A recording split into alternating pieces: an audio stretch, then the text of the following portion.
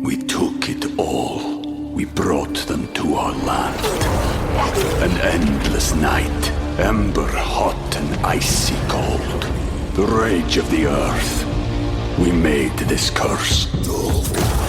Carved it in the blood on our backs. We did not see. We could not, but she did. And in the end... What will I become? Senua's Saga. Hellblade 2. Play it now with Game Pass.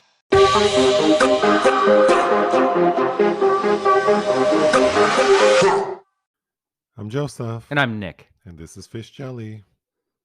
¿Cómo estás? ¿Cómo estás? Me gustas más. Oh boy. Okay.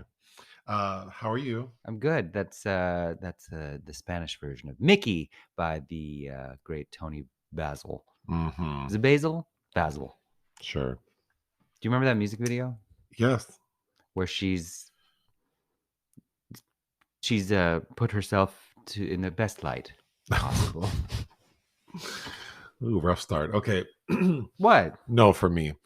So my girl Janet Jackson announced a tour, the Together Again tour. Ludacris is opening for her. Luda. Which is interesting. The last few tours, she didn't have an opening act. And I don't know that Ludacris adds much. I do really like a couple of his songs, but I do like some Ludacris songs. I'm sure it'll be fine. Yeah. I don't need to see him in concert. If it starts on time, I'm fine. So if the show starts at 8 and he goes on at 8 and she comes on at 9, great. Mm-hmm. But yeah, I don't want to wait 45 minutes for the show to start. Okay, and then, Paula Cole. And I then don't sit wait through 45 minutes of him rambling on. But I have my tickets. She's performing at the Hollywood Bowl opening night of the season. So that's exciting. Mm-hmm. And a few dates sold out like the day of the pre-sale. So like additional dates were added. And there's new music. And Janet said there will be new music. Not a new album. Well, who knows? Moving on, like just these random new tracks without like an album to tie to me it seems so much like, oh, I did half the assignment. Yeah. I dabbled. Did you read about Henry Cavill not being Superman? I read about him potentially being an Avatar 4.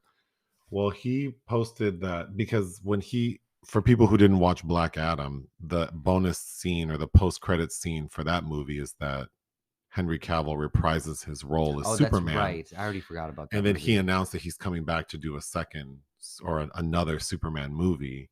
Uh-huh. But then the people in charge of that made him say that he's not doing it.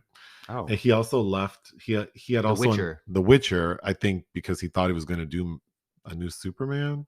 I don't know. I feel like it's kind of weird that he's not going to be Superman because I feel like people would like that. I don't know. He's pretty boring. Do people really like him? I think Superman's, like all of those things, just an institution unto itself, and doesn't matter who's playing it, really. Well, they've decided to go with another person. Who? I don't remember now. But anyway, I guess they needed to choose someone younger since they're planning on doing more Supermans. Oh God. So Henry Cavill's reign is over. This is why we just culturally, we need to turn our back on this shit by not buying movie tickets because it is ridiculous and mind numbing. But I was this morning, I watched like 2020 did like an episode focusing on like behind the scenes of Avatar: The Way of Water. Mm-hmm. And there were a few interesting things in there. I enjoyed it more than I thought I would.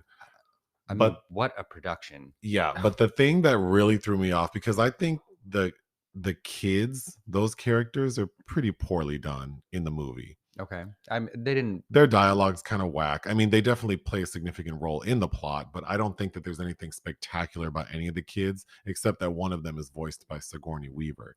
But you didn't watch this part of the special. But like the casting person said that they received over 15,000 submissions for the roles of the children, mm-hmm. and that they auditioned over 4,600. They auditioned 4,600 kids. Yeah, I believe it. And that's what we got. A bunch of kids saying bro. Like, wow. I don't understand why they needed to interview 4,600 people to get what we got. Like, it just seems stupid. And, like, and then one of the girls who was cast doesn't like being in the water. Like, so Mhm. why'd you pick her? And she was like unknown. It didn't to to me. It's just like this movie is such a big production for why I don't know. It just doesn't translate to me. Like, it obviously took a lot of work to do the visuals, but the acting and the script to me are so like There's mediocre. always something that suffers based on who's in charge and what their passion really is. James Cameron's passion is not writing. And then the littlest kid. The little girl. Did you know that was a girl in the movie? Yeah, they say it a couple times. Oh, I thought that was a little boy. So No, when they show the girl actor voicing it, I was surprised. no, because they say like, "Where are your sisters? I have your girls." Oh, it was so I I don't know. I didn't think those characters were very well done. Except for, I mean, the only one who's interesting is the one Sigourney's voicing, but mainly because that character doesn't seem like a kid. It seems like an adult. Well, but it's baked into that character as being this as they call it, the terminology used in the film, as a half breed, and as I said, a creature of unknown origin. I think they're interesting things to play with. Sure. I with would definitely recommend seeing the movie in a theater and paying money, but also but it's it's long. it is long. I don't know. I didn't realize Avatar 3 comes out in 2024. Ugh. So finally, I thought it was interesting watching Kate Winslet Hmm. in the documentary special. She seems like a handful. Yeah. She seems difficult because basically the way it's played out, and even James Cameron talking about Kate Winslet is almost like she was like the assistant director. Yeah. She seems very bossy. Yes. Well, I do really like Kate Winslet. Love Mayor of Easttown. I love, most of her performance that I've seen. I will watch something for her. She shouldn't have been an English speaking Nazi in The Reader, but Oh, what do I know? But I remember reading an interview with her, I think out of Sundance or something, probably almost a decade ago now, but even just listening to her responses in the interview, I'm like, oh my God, she seemed a little out of touch, talking about how whoever her current husband is and the child they have, who they named Bear, and his middle name is Fire or something oh, bizarre, because they had to commemorate how they met at this hotel where there was a fire. I don't know. I'm very sketchy on the details of all that, but I just remember thinking like, oh my God, this is why I don't want to know more about people's private lives and what they think sometimes, because it's letdown. well, moving on. So we received a question relating to a video that was on TikTok, I believe. It's about a woman, or so the video shows a young woman. It's the story of lovely lady. She's probably like in her I mean, she's definitely in her early 20s, if not younger.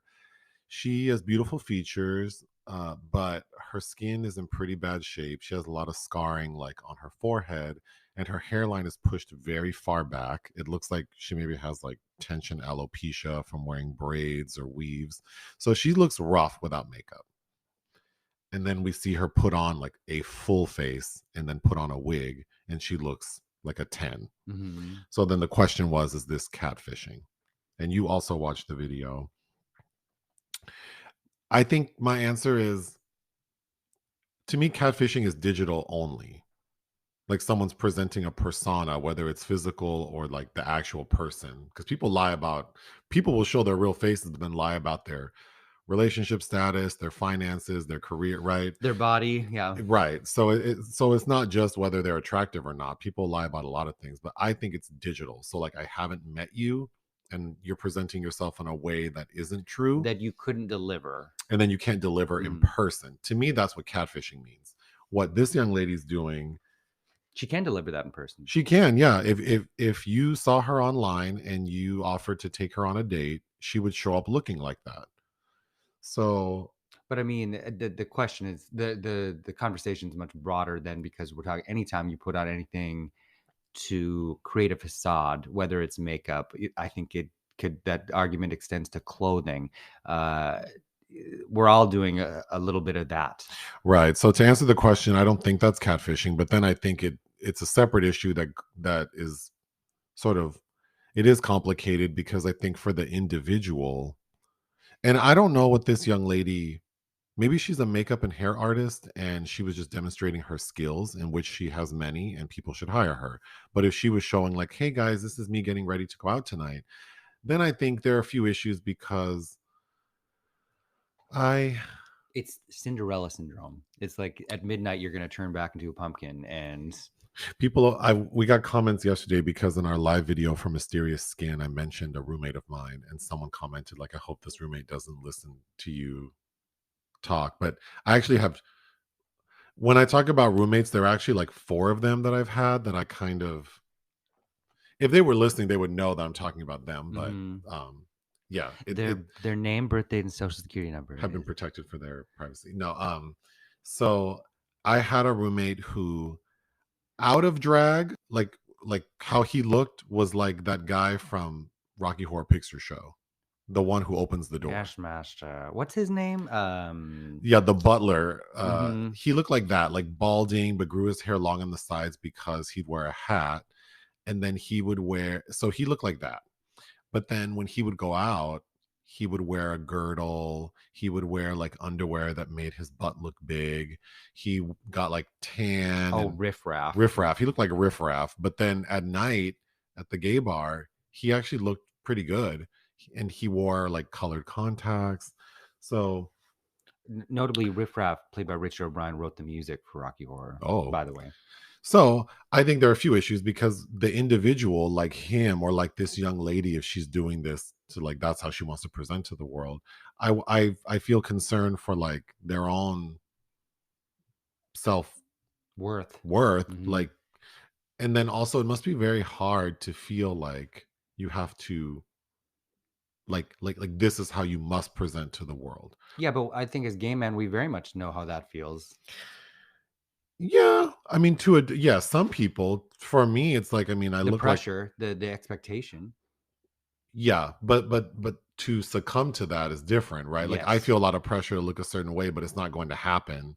So for many years now, I've just been comfortable with this is how I look. I'm never going to be XYZ. But then there are people who actually try to pursue that. Mm-hmm. And for a lot of gay men, that's very specific to their bodies. Yes. And for a lot of women, it's like they cannot leave the house without a full face of makeup and their hair being done. Mm-hmm. And I just think like that seems like that just seems like a monkey I'd want to get off my back. Yeah. Well, because what's the reward? Getting this attention from, really people that end up being disappointments themselves and or straight up assholes, or who cares what they think. It's getting to, I think that's the point of self-actualization to get to, is where you're like, oh, I'm fine with myself, and if you don't like it, I don't give a fuck. Well, the other part of what I was going to say is if you're the person drawn to people like this, then it's like, I hope you're attuned to the fact that what you're drawn to is an avatar of the person. Yes, it is. Like, it is a facade. Yeah. So, if I'm thinking about like straight guys who like these girls who look like Instagram filters, who look like, because you see them. I mean, I see them out and about. Like you see these guys hold arm in arm with these girls who look like,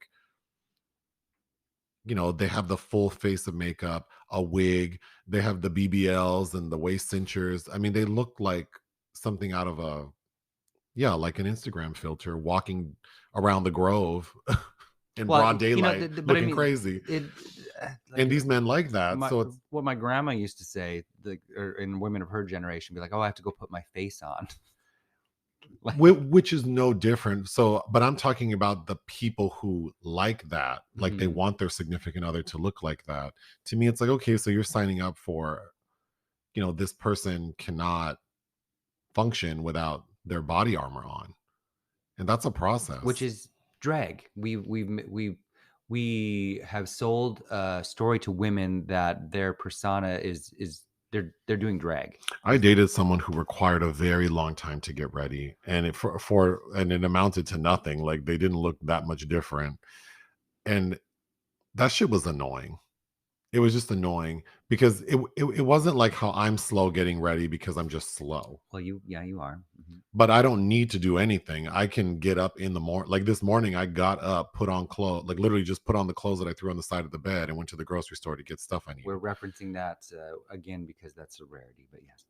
I can get ready very quickly. Mhm. I mean, I will literally just leave the house without doing anything. So it is possible. Mhm. But, in most cases, I don't need to get ready quickly. So I don't. But Sure. I think that's different from like, I'm not leaving the house until Yes. I do my hour, 45-minute routine. That seems like a disability. Because it is a little bit. So that was a lot of talking about this one video. But yeah, I think that people should feel comfortable with how they look, and I guess do whatever you need to do. Like, I support cosmetic surgery, and I support hair pieces and makeup, and do whatever makes you feel comfortable, but there are a lot of things that get attached to that, Mhm. and I don't know that Well, and most. also realizing that anything, no matter what realm it is, it really moderation. Moderation The other is thing is the that if you key. present yourself in your most natural form and you find people who are drawn to that, that's the ideal situation. Yeah. That's like the least amount of friction, the least amount of effort, the maximum Well, because yield. we all give our personality a facelift when we first meet people because we want them to think, all of the best, that we have the best of everything in our attitudes. And in reality, we all bear the scars of, you know, not to be dramatic, but this just the psychological trauma of being human, whether you had loving parents or not, or anything. Like Trauma. you went through something growing up, whether it was because of who you were raised with or by, or the environment that you were stuck in. I'm thinking school related bullshit, or just the world presenting this fake narrative to you of what things are supposed to be or like. And we just all, as we get into our second lives beyond adolescence, I think we just we aren't even aware of kind of those things we have to mine ourselves. And so, yes, meeting people and trying to present yourself in a certain way, you may not even know the extent of how great your lie is about you as a person. Does that make sense? Hmm. Okay, we need to move on. Sorry to this man section. Oh God, We didn't what a give a fuck up. score to Mysterious Skin in our review. Oh well, it's on my letterbox, baby. Yeah, don't forget Nick has completed all of his entries in his letterbox. So for people asking like, what is he giving a 5 to? What are the worst? It's very easily ascertained from his letterbox. But what did you give Mysterious Skin? 4. I gave it 3.5 out of 5. I think it's very good. Okay, films released we didn't cover, something called The Apology. The Apology. This sounds like something you would like, but it's directed by Alison Locke. It's in theaters on Shudder, starring Anna. What's her name from Breaking Bad? Anna Gunn. 20 years after the disappearance of her daughter, a recovering alcoholic is preparing to host her family's Christmas celebration when her estranged ex-brother-in-law arrives unannounced, bearing nostalgic gifts and a heavy secret. Well, you know why I would like a story like this? Figgy pudding. Because I want to know what the secret is. Yeah. So then I would just read the Wikipedia entry. Well, we would have. I would have watched it, but I think stories like this where they're presented this way are like very appealing to me. I would have watched that because I want to know what the secret is. Sure. Something called High Heat. Oh my God. All you have to do is look at the poster for this, which I got so many emails about reviewing this. I'm like, oh God, no. It's directed by someone named Zach Golden, and it stars Olga Kurylenko and Don Johnson. When the local mafia shows up to burn down her restaurant, Anna, a chef with a meticulous past, defends her turf and proves her knife skills both in and out of the kitchen, which makes me think of Long Kiss Goodnight and that vegetable shopping machine. There's also a TV series called High Heat, and look at this poster for Isn't that. it Spanish? And it's about very hunky, I guess these are Spanish, like firefighters. Mm-hmm. So don't confuse this with Olga Don Johnson and Olga Kurylenko. Because that poster looks like, okay. Oh, yeah, that looks crunchy. Next, something called Jurassic Punk. A documentary about a pioneer in computer animation named Steve Spaz Williams, who apparently his digital dinosaurs were the impetus for Jurassic Park back in '93. But apparently he had an appetite for anarchy and reckless disregard for authority that maybe has undermined his career. I don't know about this person, but I'm sure that's entertaining. It's directed by Scott Leberecht. All right, something called Lullaby. John R. Leonetti, who is, I believe, a cinematographer first. I think he shot The Conjuring. He directed the first Annabelle film. And he has a new film called Lullaby, where a mother discovers what she believes to be a lullaby is actually a curse for her baby, starring Una Chaplin. Nellie and Nadine. I had asked you if you wanted to review this, and you didn't respond to me, but it's a documentary about a love story between two women who fall in love on Christmas Eve, 1944, in the Ravensbrück concentration camp. Lastly, The Super 8 Years. I reviewed this out of Cannes this past year in the director's fortnight, directed by Annie Ernaux and her son David Ernaux-Briot. Annie Ernaux is best known as a very famous author. She wrote Happening, which you saw, the abortion drama that won Venice last year, based on her own experiences procuring an abortion in the 60s.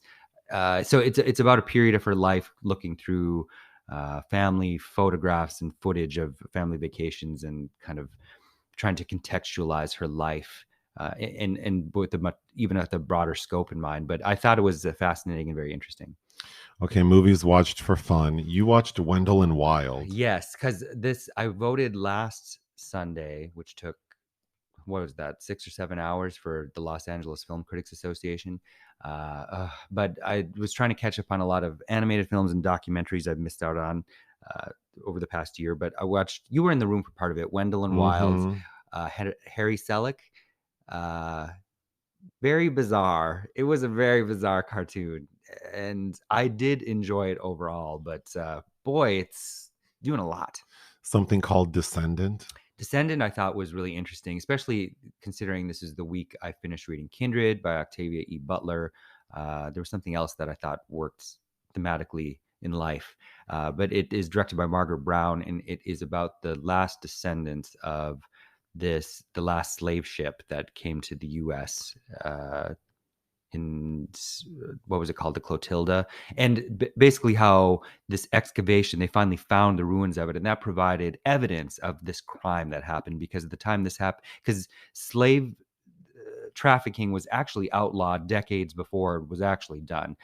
So because they found this boat, and through DNA, there's this because of the evidence that's found, it's evidence that a crime has happened, and then reparations are possible, right? So that's kind of where this documentary is headed, in people discussing that. You watched Fire of Love? Yeah, about these two volcanologists that were in love. Oh, that's right. That died. Because you said it twice, and I thought you meant like Star Trek. No. You mean volcanoes, yeah. Who were actually kind of notable in the zeitgeist. They were interviewed all over the place in the 60s and 70s, and then of course I think in 91 they got too close to an eruption and died. That's directed by Sarah Dosa. But I want to know about that story. They were meticulous and had a lot of footage, a lot of things written down that this documentarian was able to kind of sift through, and is narrated by Miranda July. Next, The Quiet Girl.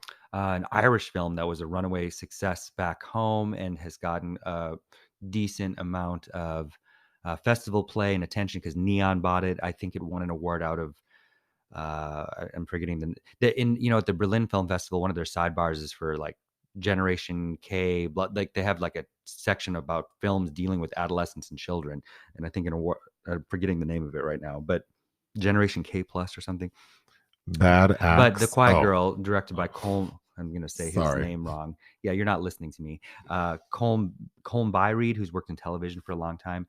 A very quiet story that I thought was quite moving. Okay, next, Bad Axe. Directed by David Siv. Basically, during the pandemic, he documented his family's experiences living in small town Michigan, in a town called Bad Axe, dealing with kind of hatred towards Asian Americans because of Trump's rhetoric about where COVID came from, and also just living in this very red state during the civil unrest after George Floyd's murder and his family's responses to that.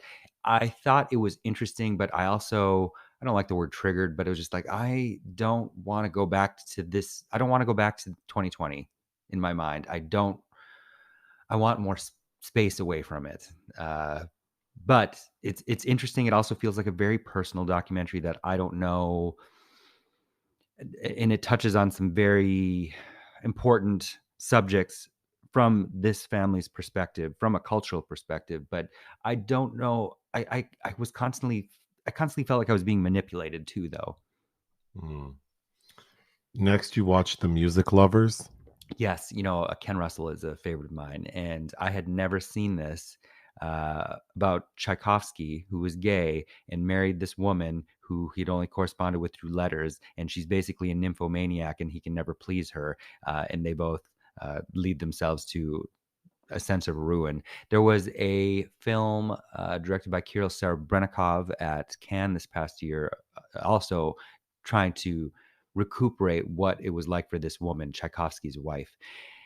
And Glenda Jackson and Richard Chamberlain are the two lovers in the Ken Russell film. And I'd like, Richard Chamberlain is interesting because I don't know what year he finally admitted he was gay. So it's there's some meta things going on there with Mr. Chamberlain in this film, but it's very sexual, very bombastic. And of course, all the critics hated it at the time. Like, how can you make a biopic about Tchaikovsky and then ruin what his impact by something so vulgar, which of course I love. But I was watching it in preparation for an upcoming article. Summer with Monica. Same thing with this is a Ingmar Bergman film from '53, I think, that I'd never seen, about young love ruined by the realities of what marriage does when you're not in love. Young Harriet Anderson, who you just saw as the sister that died and cries and whispers. I'd never seen this before, and I also thought it was quite enjoyable. Mm. You watched Puss in Boots? Yes, in preparation for the sequel, Puss in Boots: The Last Wish, which opens next Wednesday. It was entertaining enough. It is also doing a lot and collapsing a lot of fairy tales in ways that I thought were kind of unnecessary. But and Antonio Banderas is fun to listen to. I rewatched Prisoners, that movie with Hugh Jackman, and because it was number one on Netflix. Yeah, and that story upsets me so much because I have this really, I really, this idea of like revenge and vengeance really bothers me. And like, I think because I've listened to every episode of Dateline, like that's the narrative for so many quote unquote victims. And I could go on and on for hours about it, but it's such an interesting movie. I don't think it's the best movie. I really don't like Hugh Jackman's performance for I some remember reason. thinking it was very overblown at the time I saw, because I saw it in Toronto in 2013. For some reason, I like Jake Gyllenhaal in it. Yeah, which is bizarre. Yeah, and just like even how the other parents, Viola Davis and Terrence Howard, how they allow Hugh Jackman, because the basic story is those two couples, their two daughters get kidnapped, and they believe it's this guy who everyone knows to have like maybe he's developmentally Paul delayed. Dano. Yeah, and Jake Gyllenhaal's the detective. Hugh Jackman kidnaps Dano and like tortures him to try to get information, and in the end they find out that he may have had something to do with it, but the girls are recovered. It's his mother who Melissa Leo. Yeah, who took the kids. But of course, he's kind of responsible. And then some other guy gets pulled into it who ends up killing himself in the police station, blah, blah, blah. But I think it's a great conversation piece. Sure. I remember that Denis Villeneuve did that, and another Jake Gyllenhaal film I liked a lot more the same year called Enemy. We have 1 minute. We watched a movie called Collide, which will certainly be on my 10 worst list of 2022. Oh my God. But it stars Jim Gaffigan, Ryan Phillippe, and Kat Graham. And this shit is terrible. It's on Hulu. I remember when it came out, I asked for a screener and I was told no. And now I know why. Yeah. Yeah. I will take a break on that. We took it all. We brought them to our land.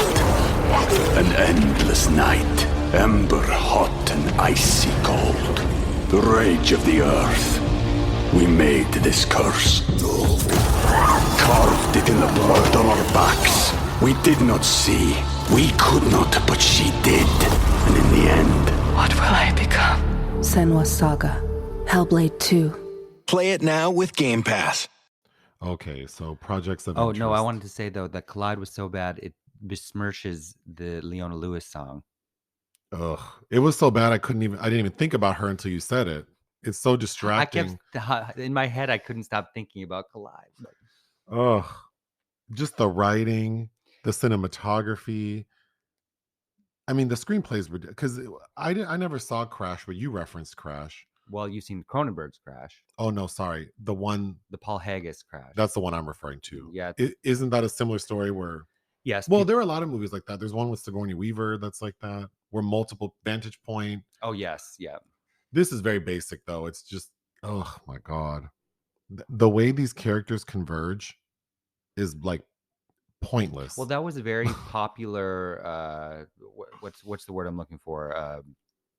Not rhetoric. A very popular device, a Yeah. storytelling device at one point, and I think Crash winning Best Picture over Brokeback Mountain certainly helped that, because you saw a glut of things like that in the mid 2000s. Ugh. But this felt like a throwback to that, and it's fucking Jim Gaffigan has a Stradivarius in his car. Oh my God. god. Ryan Phillippe plays like He's- the son of oh my god. The son of a racist who killed Kat Graham's dad, and she's got him there on a blind date. And she has a weight sensitive bomb underneath his chair. And there's a moment when she's trying to show Ryan Phillippe's character like that her life isn't as great as he thinks, and she takes off a fake foot. She should have taken out that wig. Oh,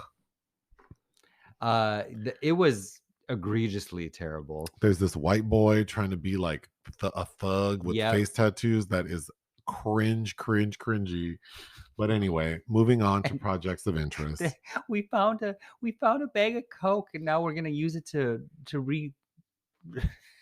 restart our lives. It's like you're a dishwasher and a waiter in LA. See, I can't stop talking about the stupid movie. There's a character in the film, like this couple who both work in a restaurant as a server and like a kitchen staff person At a restaurant called Collide. Ugh, it's so stupid.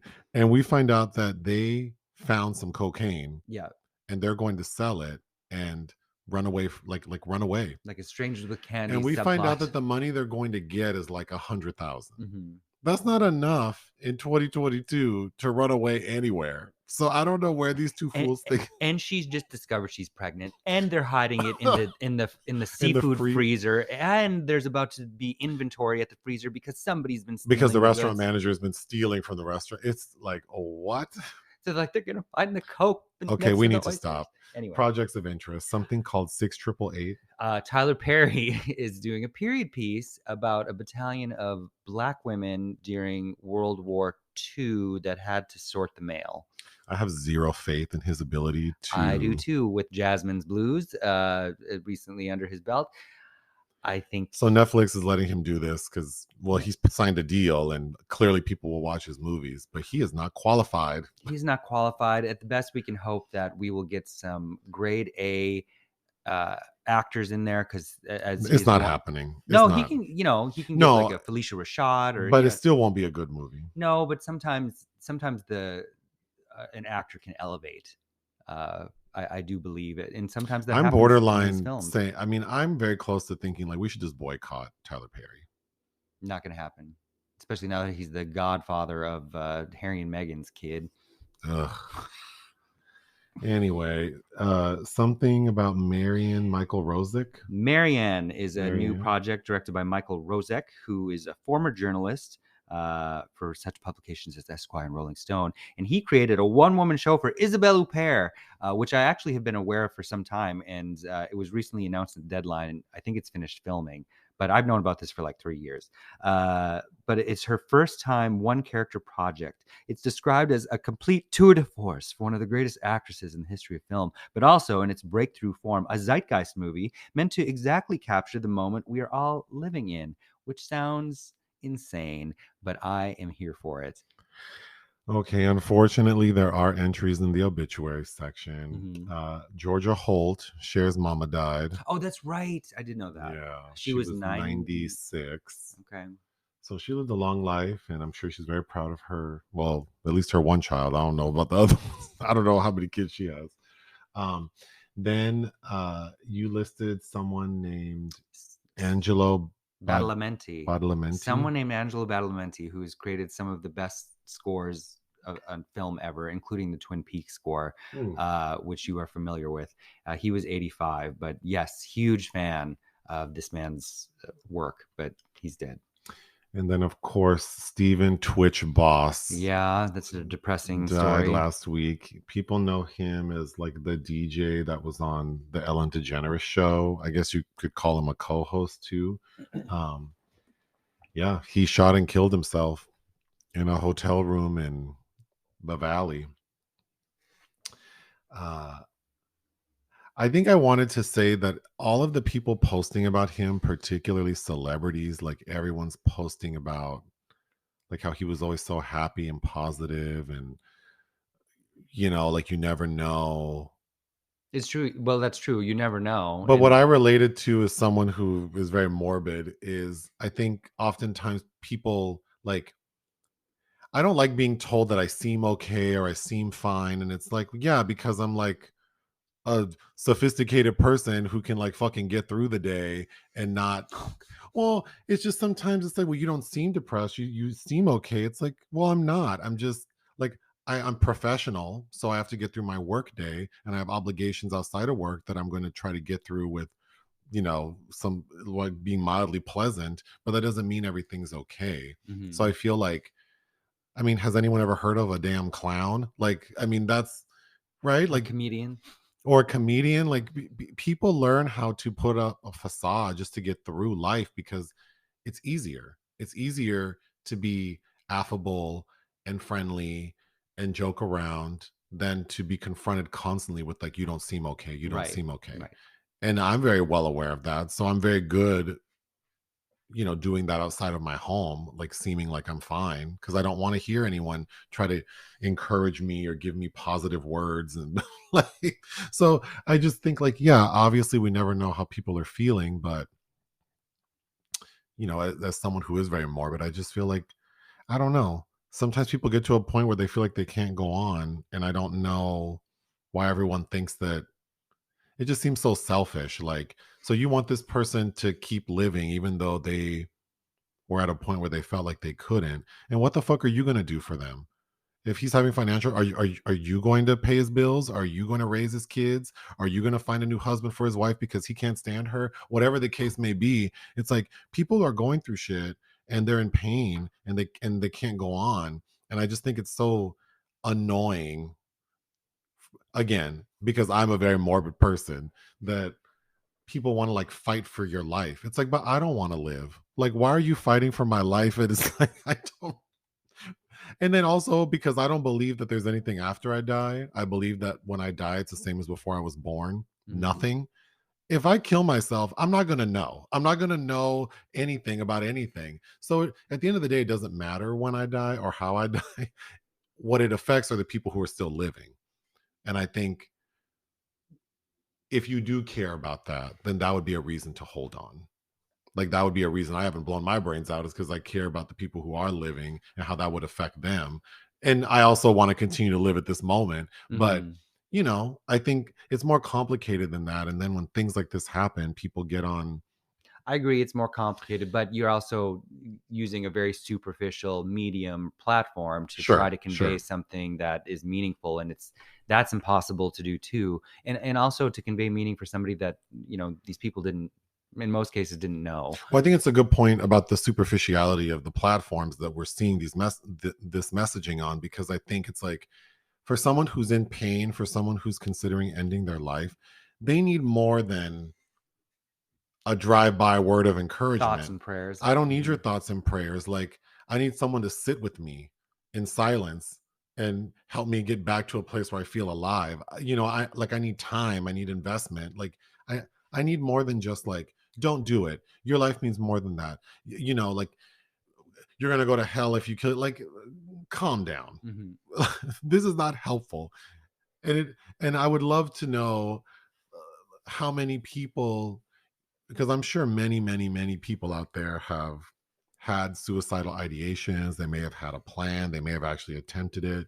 And whatever stopped them from doing it, Because if you attempt it and you don't die, then obviously there was some sort of medical intervention, probably. But for the people who had Or ideation, it was a cry for help. right? You know. But for people who had ideations and a plan and didn't execute that plan, it's like, well, what pulled you out of that? And for me, it certainly wasn't someone on Instagram saying like it gets better. Like, I mean, it's just, Sure. No. I not that those words have zero meaning. I think if we can all adopt this idea of like being more kind and caring and understanding, that would benefit everyone.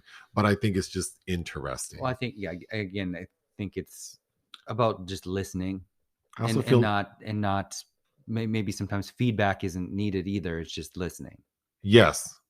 Which is, this coming from someone like me, this probably sounds very basic, but I always think about the book Tuesdays with Maury. Oh my God. By Mitch Albom, is that right? Yeah, wow. Yeah. Look at yours. Well, because that is one book that really affected me, because I thought that that's exactly how I think we should handle people who are struggling or grieving. Is like, I don't want you to tell me anything. Just be there. Like, just, I don't have a lot of people in my life, and so I haven't had to do this. I mean, well, I'm not even gonna tell these stories, but you know, if I knew someone were in pain and needed help, my first thought would be like, I would just need to go sit with them in silence and just be present. And I think for me that would be helpful. Like, if I were ever at a very critical point, it's like, yeah, I don't want your thoughts and prayers. Come over and like fucking clean my kitchen and just be there and don't say shit to me, and just let me know that like there's good energy around me. And like, so I don't know. I don't want to minimize people's kind words for this person who took his own life, but I just don't think that it's too little, too late. This person at that point, when they went to that front desk and got that room key, like Well, and also the method. I mean, there's when I'm feeling my most down, what probably triggers me the most is when people say like, you seem okay, or like I get feedback like, oh, you're so funny, or well, you well, are funny. but that has nothing to do with like No, how but I feel. It's like sure. I've just learned how to be professional and like socially appropriate, and so when I'm in public, I try to be vibrant and but that shit takes energy. Yeah, it's And then when I'm by it's myself, I just exhausting. start to wallow in all the bad thoughts. It's like, yeah. So I would say Twitch is a good example of someone who was able to mask Mhm. whatever he was dealing with. And that shit got to a point that was way past whatever cute little meme you think you're going to send someone to brighten their day. Because Mhm. people post dark shit online, and then it's like, I never know how to respond, and I don't, but it's like, oh, that's a sign something's not okay. But I don't know you like that. That's the other thing. Yeah. I don't have. Well, it's exhausting also to listen to somebody. It Like, is. it's exhausting to take on someone's baggage, even temporarily. It's exhausting. So you have to protect yourself too. Like, if you're not That's right. if you're not in a headspace to be able to offer that kind of succor, don't. If a stranger approached me in like critical condition, like mentally, and needed some assistance, I would do what I could, what was appropriate, because I also may not be in a space like you said that. But I think cries for help, that would be my other advice for people out there on the verge. Like, your cries for help may go unheard, because it's like you may have created a world for yourself. A lot of people are very lonely and don't have a support system, even though they present like they are very popular and social. Most people I know. Most Yeah. people. So when you put out those cries for help, you're calling out to people who are not that invested in you, Yeah. and you're not going to get the attention you need. You're gonna get thoughts and prayers. You're going to get very superficial shit. You're going to get like heart emojis and like, so I don't know. No, I need you to come over here and scrape me off my floor and give me some fucking ice cream. and Yeah, let make me cry. something to eat and don't say Yeah. shit to me, and just be here. Vacuum my floor, clean the cat's litter box, like do something for me. Help me realize that I have a life. And but I don't know. I also feel like if a person gets to the point where, probably tip number 3 is, if you need someone to talk you out of suicide, don't call me. Because I feel like if you get to a point, it's just like, well, I don't know. Is your life worth living? I don't know. But I feel obviously bad for the people who are left with like his his wife and his kids. I mean, Mhm. that's devastating, right? Mm-hmm. But okay, moving on to something much lighter. Oh God. So we have a friend who We do have a friend. we have a friend who really, really loves the Spice Girls. Yes. And Which he- I always, when I think of this friend and his love for Spice Girls, I always feel bad because there's a finite number of things that of products they put yeah, out. their portfolio is kind of small. But so to Ernesto, don't this will be the time when you can turn off the podcast. Never give up, never surrender. Never give up. No, I'm not gonna shit on Spice World, but our secret movie was Spice World. Oh, we're not shitting on Spice Well, World? I'm gonna speak my truth, but I don't think it's like the worst movie ever. It made. definitely is. I've seen infinitely worse films, but Yeah, so it's not. And overall, I think that this movie about a very popular girl group in the 90s that was pretty fluffy, the movie feels very appropriate. it feels like they're pretty aware of it. They're also, really modeling themselves hard after the Beatles doc, A Hard Day's Night. The other thing, doc film. well, here first, so Spice World, the 1997 film about the Spice Girls, which we all know is a very popular British girl group. It was directed by Bob Spears. Yep. Do you know Bob Spears' work? Yeah, he directed quite a few episodes of Absolutely Fabulous, Saunders and French. So that's why Jennifer Saunders makes a cameo in this. And apparently she convinced him to do this film because he didn't know who the Spice Girls were when he was offered. 97 was a big year for him. He also, right before Spice World, shot and released That Darn Cat, which was with Christina Ricci and Dougie Doug, I think based on that old, was it a 60s television series? 60s. I remember the posters for that in my elementary school. Well, there are a lot of really cool people in the movie. You already mentioned Jennifer Saunders, Richard E. Grant, Roger Moore, Meatloaf, Alan Cumming. Elvis Costello and Bob Hoskins. Yep. Yeah, just a lot. Elton John is in it. Stephen Fry. Mm-hmm. Hugh Laurie is in it. Oh, Kevin McNally's in it. Yeah. Oh, who's the guy from Cheers? George Wendt. Yeah. So a lot of really cool people, but the basic story is Kevin McNally and George Wendt play screenwriters who are trying to appeal to the Spice Girls manager, who's played by Richard E. Grant, who is actually, think, a lot of fun in it. And he's pitching them like script ideas. So the story, I mean, the basic narrative's kind of chaotic because we're seeing the Spice Girls as they prepare to do like a big sold out show, I believe at like Albert Hall or something. Yes. And then within that, we're seeing the screenwriters pitch different stories, and then we see the Spice Girls act out those stories. Mm-hmm. And then towards the end, it coalesces with their actual, like what we've been watching is one of the script ideas of the screenwriters, and then it ends with that. So it's kind of chaotic. There's a visitation of aliens when the girls try to pee all together at the same time in the woods because their bus toilets aren't functioning. So it's yeah, it's a lot. I'm trying to find my notes. I just hold, please. I don't know what I just did. I can't find them. This is a strategy. Hold on. Here we go. So I'm just gonna go through. So I think from a marketing standpoint, I think the movie makes a lot of sense because their first album was a huge hit. People were waiting for their second album. Then they make this movie, and then the lead single off their second album finishes this movie. And this movie was a hit. It made $100 million. So I think it makes a lot of sense. I think when you think about other pop artists who like their first movies, I would say this one feels like it sits nicely in the middle. Things that I think are kind of embarrassing are like Crossroads. Oh yeah. Burlesque. Burlesque is bad, yeah. And then I think things that are on the higher end would be like Mahogany with Diana Ross. Sure. Of course, Cher's Man Who Fell to film Earth. career. Man Who Fell to Earth. With David Bowie. Well, Cher was rocky at first. Chastity's terrible, but... Yeah, true. Well, but, she was able to I think she's equal parts actor and musician. Yes, I think she had a hard time at first. They didn't take her seriously.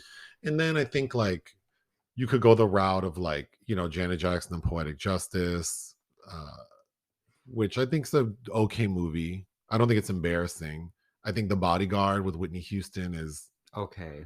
it's okay. Kevin Costner's It's like, so dull in that. Ugh.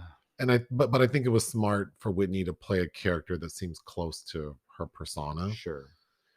So this one sits nicely in the middle, like it makes sense.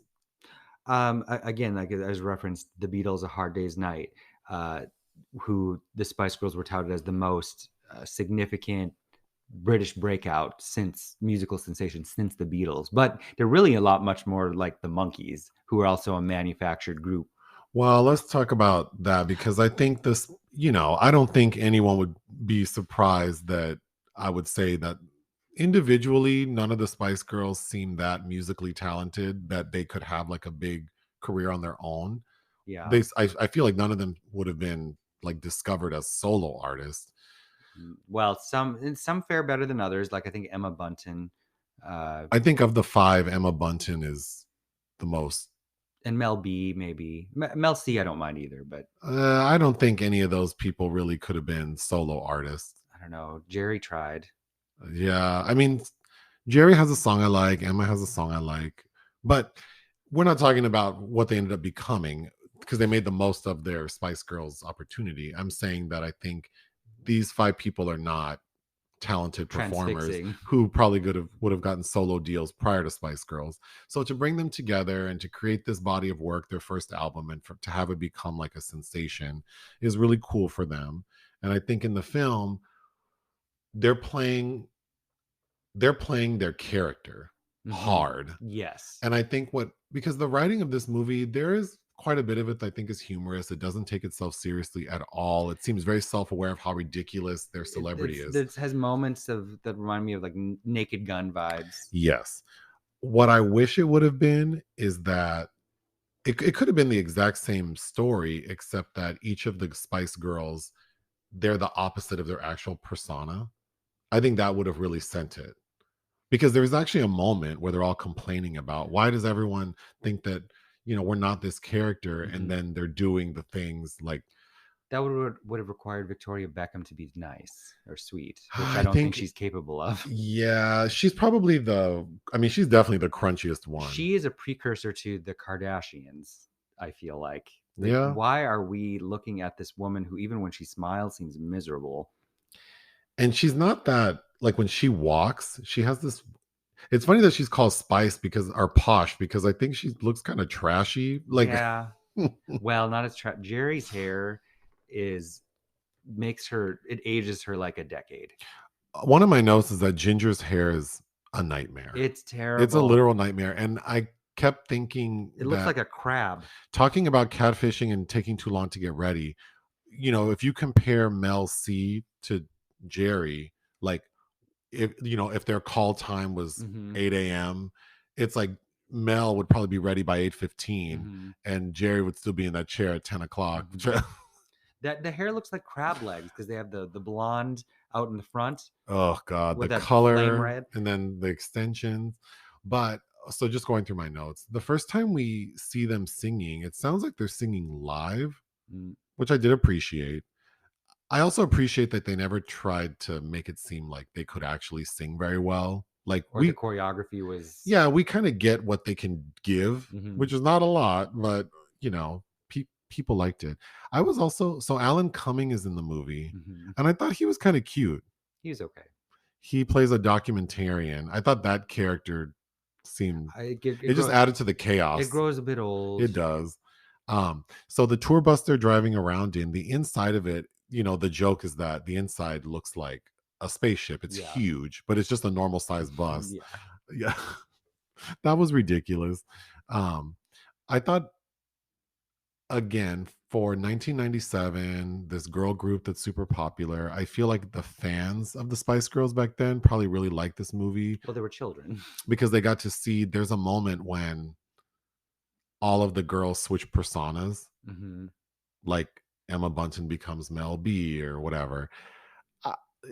It really did feel like they wrote it for the fans, which I appreciate. Which we're children. But, then there's a moment when all of the girls have to use the bathroom and all the toilets on the bus are broken because Meatloaf doesn't want to fix them. Yeah, Meatloaf is the bus driver.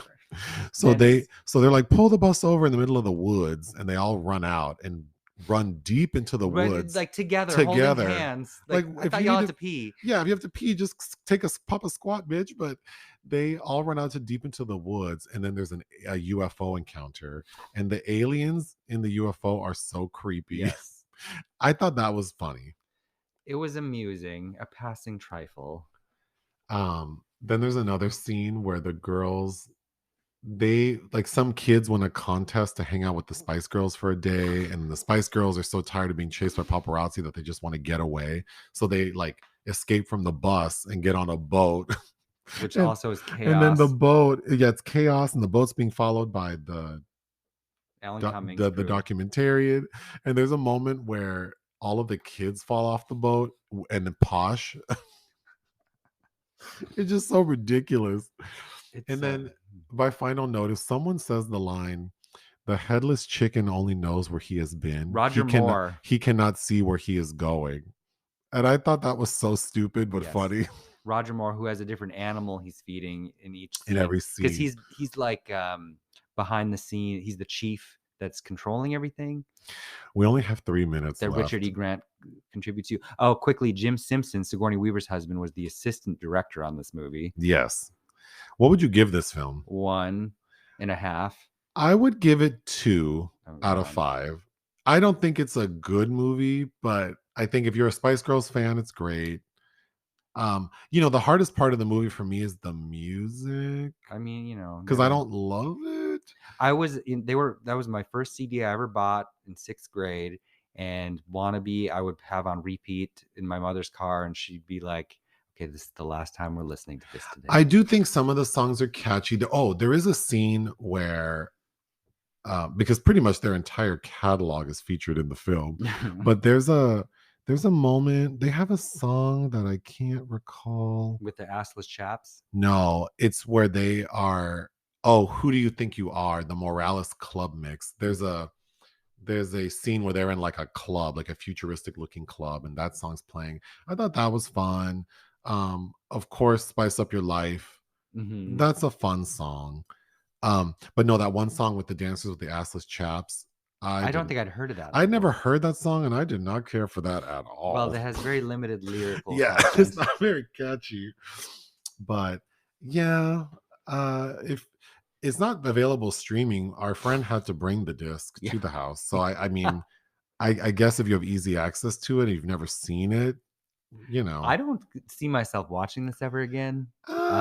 It did make me want to add a couple of Spice Girls songs to my like gym playlist. Sure, it made me realize I also never watched Josie and the Pussycats. Anyhow, we have 1 minute left. This week is like Christmas week to prepare for the weekend. Yeah, we have probably a handful of things to still watch. We need to finish White Lotus season 2. Oh my God, I can't wait. Yeah. And we have a couple of videos dropping. Mm-hmm. I know the Whitney I Want to Dance with Somebody review comes out tomorrow. We have a couple release. Pale Blue Eye we have to watch. Oh, we have to watch the Pale Blue Eye or whatever. Okay. That's all I have. Are you reading anything? Goodbye, Aunt Elva by Elizabeth Fenwick, which Robert Aldrich was going to make into a horror hag movie at one point. And then I also finished a short story collection of Dennis Cooper's and Kindred. All right. Do you have anything else? I see Megan tomorrow. Oh, that's right. You get to see Megan because you're writing a feature for Spin. Mm-hmm. But I have to wait until January to watch it. I hope it's good. The trailer's funny. All right. Ta-ta for now.